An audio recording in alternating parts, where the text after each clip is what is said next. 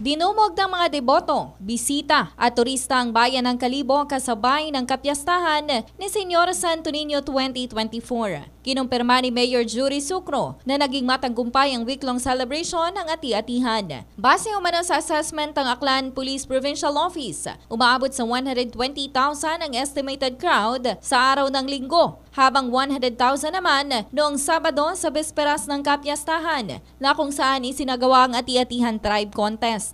Sa Huyap o Datos 8 Aklan PPO, ro nag-attend sa Pilgrims Mass is around 50,000 katawo. Ro atong audience ko Sabado is around 100,000. Tapos ko Domingo, yesterday is around 120,000 ro nag-attend. So concert at Bamboo, it's around 65,000.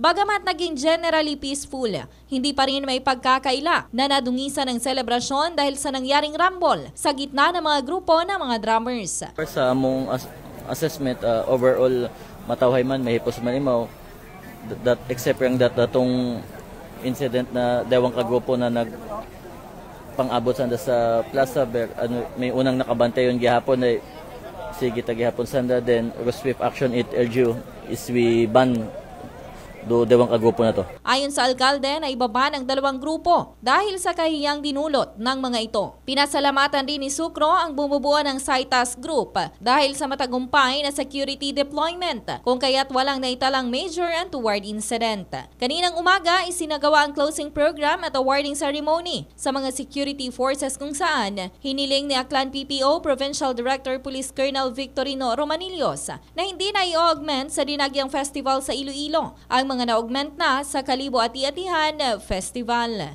Balita mula dito sa lalawigan ng Aklan. Ito si K5 Bredjilin Tornino para sa Kampyon sa Serbisyo Publiko at Kasayahan sa Kalibo, ang kampyon na himpilan. K5 News FM.